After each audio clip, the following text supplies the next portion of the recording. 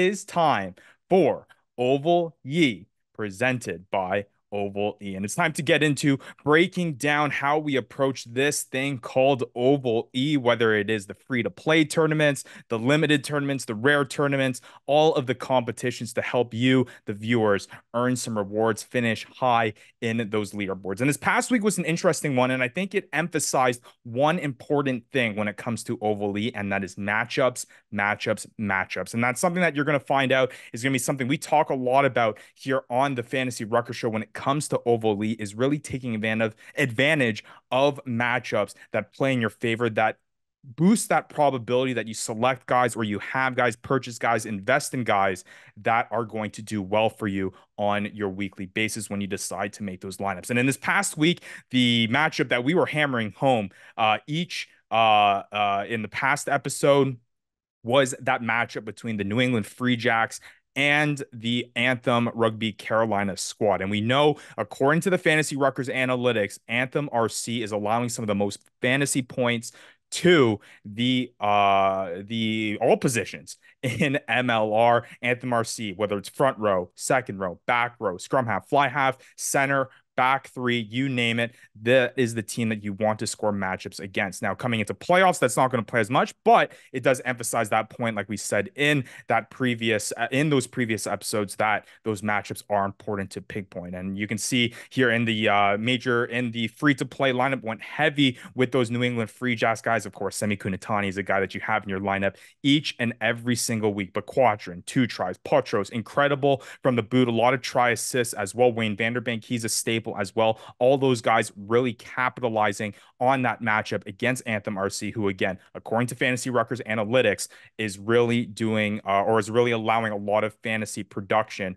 against the team that is opposing them. So again, highlighting matchups, it kind of emphasizes how we're going to approach the upcoming weeks. We do have some time to kind of reflect and think about how we will be approaching the Major League Rugby playoffs when it comes to Oval E. And again, matchups are going to play a part of that. But because we have the couple weeks, we have the matchup set, and we have those guys that we can pinpoint from certain squads. Obviously, Houston taking on Dallas with that 1-4 seed, Seattle taking on San Diego in that 2 and 3 seed in the Western Conference. And then over on the Eastern Conference, we've got New England 1 taking on DC 4, and then NOLA 2 taking on Chicago. So we're going to go into those matchups and really pinpoint which guys that we can highlight and which guys we can really take advantage of when it comes to fantasy production, who will bode well for your Oval E lineups and therefore putting you higher on the leaderboards and getting you some rewards. Now, the kind of approach that we're taking to playoffs is a little bit different when it comes to your investment tournaments, whether it's the limited, rare, or beyond tournaments when it comes to Oval E. And the biggest point of advice that we can give Oval E players when it comes to playoffs is looking at this bracket and just siding with your gut in terms of who you think is going to do the best, who you think is going to go far into these playoffs, and ultimately competing for that MLR Shield in the championship round in August 4th. And the reason why we bring that up is because that is what you are doing. You are making an investment. And if you're going to purchase players now for guys that are going to pay off for you in the upcoming weeks, you're going to want to pick players from a team that you know that are going far, so you don't have to turn around in a following week, following the semifinals. You have a guy that is on a team that is eliminated, and you're going to have to find a filler spot. So the best way to kind of mitigate that is to pick sides and squads that you think are going to do well in the upcoming MLR playoffs. And whether that you think you're a Houston guy,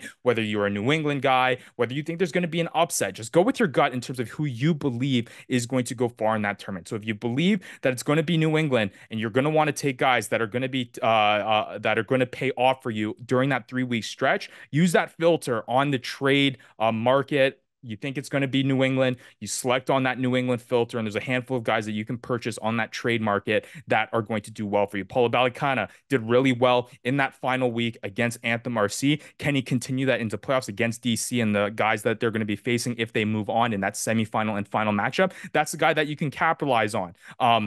handful of guys that will be available for you. Again, just side with those guys that you think are going to go far. And even if that's an upset, even if you're picking a Chicago Hounds player, Dallas Jackals player, just go with what you believe is going to go far. And that way, you're making a one-time investment that's going to pay off for you in the several weeks that is the fantasy MLR playoffs. When it comes to the free-to-play tournament, though, hey, it's again what we said and began this segment with. It is matchup, matchup, matchup. You go in matchups that I'm liking in these early fantasy playoffs. That Houston Dallas matchup is going to be nice. I will be pounding Houston players into that lineup. And I also think that Seattle and San Diego is actually going to be a high scoring affair. We saw that happen in the last round of the regular season in round 18. That could be the same thing happening in the first round semifinals of the MLR playoffs with guys like Devon Rousseau, guys like Thomas Awake, guys like Mac Mason. These are guys that you're going to want to look out for. So it's whether it's shootouts or it's going to be a lopsided affair. Those are the two things you're going to pinpoint out of.